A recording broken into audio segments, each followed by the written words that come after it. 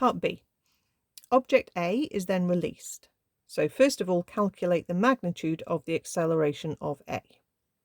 Okay, so we've got our pulley with our two objects. A was of mass 4.5 kilograms, B was 7.5. So as soon as you let go of A, and it actually did start at the ground level there, but I've drawn it sort of mid-air. As soon as you let it go, A is going to be moving upwards and B is going to be falling. So this is the part where we are going to do our equation of motion, our F equals ma, for both objects, one by one, and do simultaneous equations. So for A, and A's moving upwards, okay,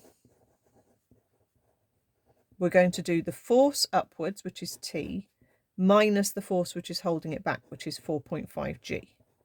That will equal its mass, which is 4.5, times acceleration A. Okay. We then do F equals ma for B, and B is moving downwards.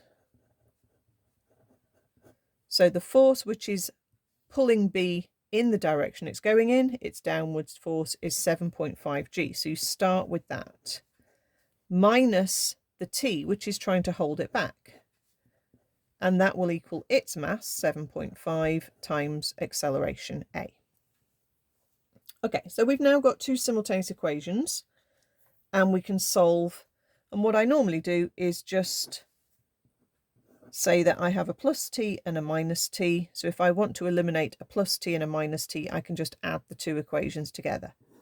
But it's up to you. You can rearrange one equation if you'd like to get t equals and then sub it into the other equation, and you'll get exactly the same effect.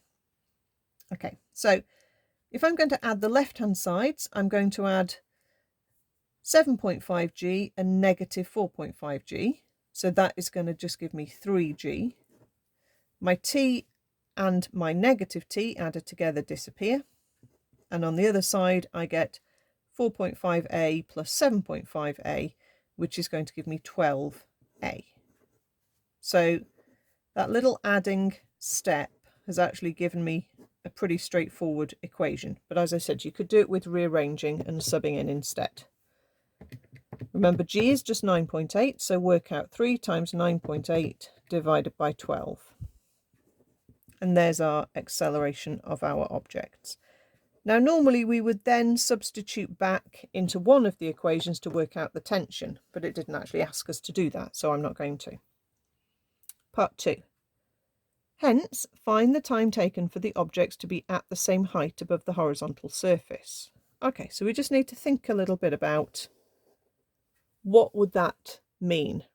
In the original wording of the question, A started off on the ground and B started off 1.8 meters above the ground. So obviously as A rises and B falls, there'll be a place where they're at the same height.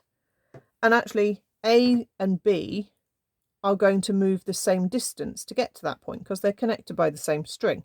So you just have to realise that they are both going to move 0.9 meters. Okay, so we can work out how long it takes, for example, object B to fall 0.9 meters. Remember, it's not falling freely under gravity. We've not cut the string. We've got an acceleration of 2.45. Okay, or we could do exactly the same thing and work out how long it takes A to rise, but just do it in your mind for one of them. So I'll do it for B. So it starts from rest. Okay, its acceleration is 2.45. It's moving 0.9 meters, and we need to work out how long it's going to take to get there. So we know U and A and S, and we want to find T. Okay, we don't need to worry about V. So you need to know your formulae, and this is going to be S equals UT plus a half AT squared. So I'll put in 0.9 there, 0 times T plus a half times 2.45 times T squared. Okay, so that gives me 0.9 is equal to 1.225 t squared. That gives me t squared is 36/49, which is very nice because that's going to square root beautifully. Okay, so actually the decimal is not particularly nice, but that I can see is going to square root beautifully anyway. So that will give me t is 6/7 of a second. Okay, so that will be the time taken. Doesn't really matter whether we're thinking about A moving up or B dropping, but it's just realizing that they need to have moved 0.9 meters each to be at the same height. Part 3 says, in reality, there will be air resistance acting on the objects as they move. State how this fact will affect your answer to part 2. So if there's an air resistance, then it will reduce the acceleration.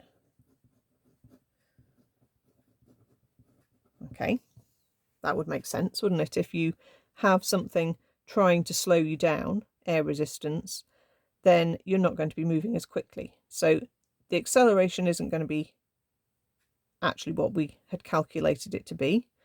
And if it's going to reduce the acceleration, then it's actually going to increase the time. Okay. If you're moving slower, you're going to take longer to get there. Okay, so it's going to increase the time that it will take to get to that point.